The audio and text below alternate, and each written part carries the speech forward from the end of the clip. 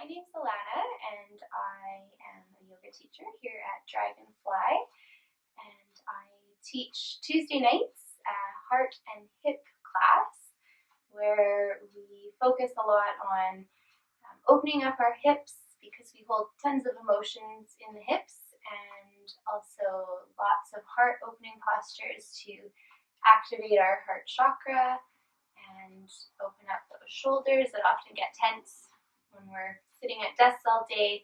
And yeah, it's a really lovely class, super gentle, lots of breathing and meditation as well. And it's just a really nice way. It's a beginner-friendly class, but also good for people of all styles of practicing that can come to just open up their bodies and get those energies flowing too.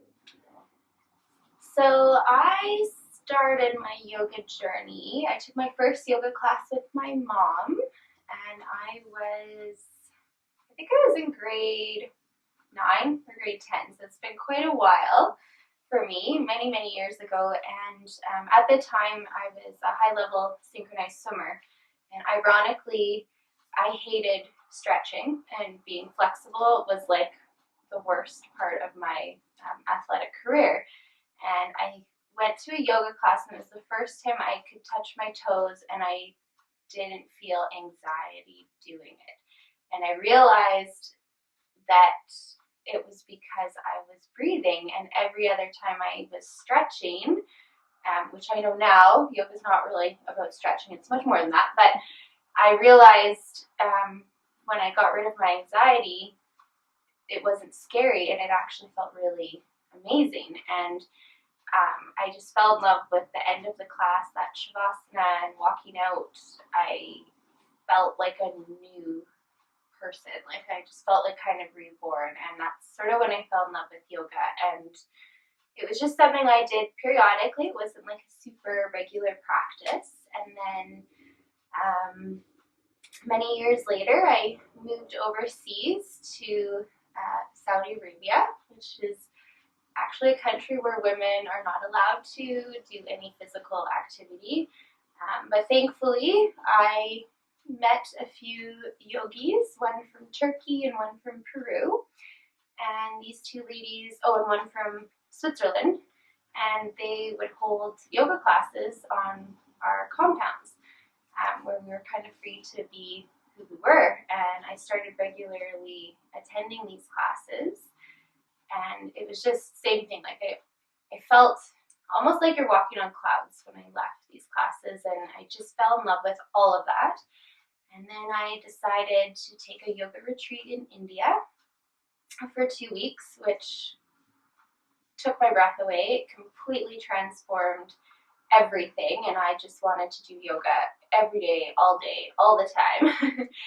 And then I remember the guru I was working with, he mentioned to me, he said, you should go into teaching. And I never thought that I would have that capability, but being a school teacher, I thought, maybe that would be like really helpful for the students. So less than a year later, I went back to India and did 100 hours of training, and really enjoyed that. And I just loved being in Rishikesh, which is an area where yoga was born. To be surrounded by yogis and gurus, and the history of yoga was really, really special. And then I continued doing lots of retreats in other countries, especially in Nepal, and I fell in love with Nepal. And I stayed with a family there, and this guy took me hiking and gave me yoga classes all the time. And then he said, do you see up there on the hill? That's where I became a yoga teacher. That's where my guru lives, and that's what I learned. And I said, oh my gosh, I've been looking for a yoga school. Like I want to get my 200 hours. Can you connect us? So he did, and I ended up spending about 2 months in Nepal and studied at an ashram, and it was the best time of my life.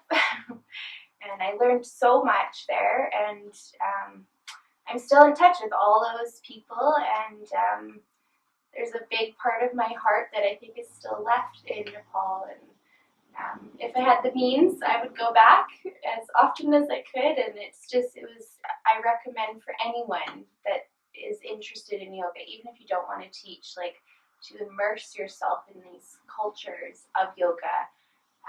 It's the most powerful thing I've ever experienced in my whole life.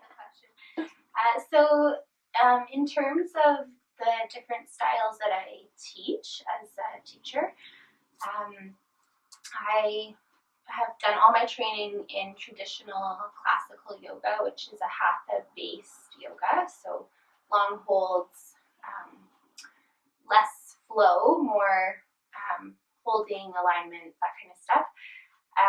But I've also had the opportunity to teach kids yoga, which I love to do with little guys, and I also teach teenagers, which I find really rewarding and quite fun. And I've had a little bit of experience teaching some power yogas and some flow, and I'm learning and hopefully getting more into the yin side of yoga, and maybe in the future we'll learn some kundalini. So I was thinking about all of my postures that I love in yoga, and there's so many. It was quite difficult actually to think of like specific ones that are like really special to me. But the longer I sort of like thought about this, I realized it's a very simple posture, but I come back to child's pose all the time, and I think it's one of my favorites to teach people because I really love to go and like push on people's backs because it's just such a nice release. And personally, I feel it's a really amazing posture to, even if I'm feeling stressed throughout the day, like I can just go there and like feel the earth and know that I'm stable and know that I'm grounded, and it's something that I feel resets all my energy really well. And I also like to read quotes to people when they're in those moments. And I think for a standing posture that I love would have to be triangle pose. And I love this one because I feel like it opens your hips so much. It opens like every part of your body. And I have a really specific memory of being in a yoga anatomy class with an Ashtanga teacher in India who like had his foot on my hip and he was like pulling me, and there was someone else on the other side, and I like bent in this crazy way I never knew was possible. And now every time I do that posture, I like kind of feel like I know where my body's meant to be and where it can go, and it's just a really energizing, rejuvenating posture, right? And I love to bring in a quote to every class that I like to teach, because I like to theme my classes based around sort of things I've been meditating on over the week or what's going on in the world. So I find I can't just choose one particular quote because they're always changing and moving. But I definitely would say of Om that has been really important in my life.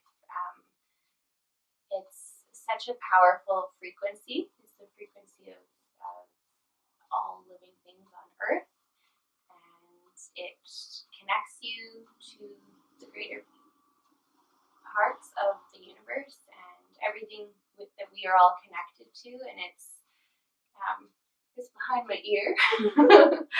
And it's just a reminder, I think, when I chant Om by myself, I feel it. I feel that vibration in the body, and just even meditating on Om is very grounding for me, and it's very spiritual for me, and it's something that helps me quiet all the chatter that happens in the brain. And it's something that is one of my favorite things to do in a class is when you have a group of people together and we Om together, and all of our voices, no matter what they are, if they're high, they're low, eventually they all connect into the exact same frequency. And oh my gosh, like that is just, gives me tingles when that happens, and it's a really special moment.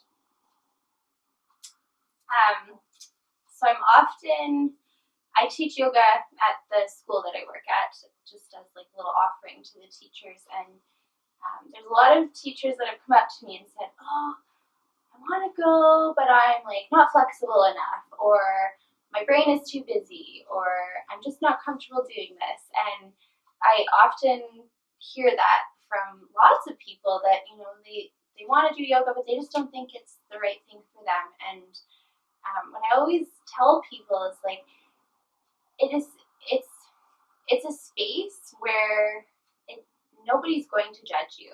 And I think people are very afraid that they will be judged because of the way that yoga is portrayed in the media. But in reality, all people of all different sizes and all different characters and all different backgrounds can go to yoga. It is the most non-judgmental place that you can be in. And honestly, you can show up and lie on your mat for an hour, and that is yoga. It doesn't matter if you're flexible. It doesn't matter if you're strong. It doesn't matter if you've had trauma in your life. Yoga's for everyone, and there's no one way to do yoga. There's no rules.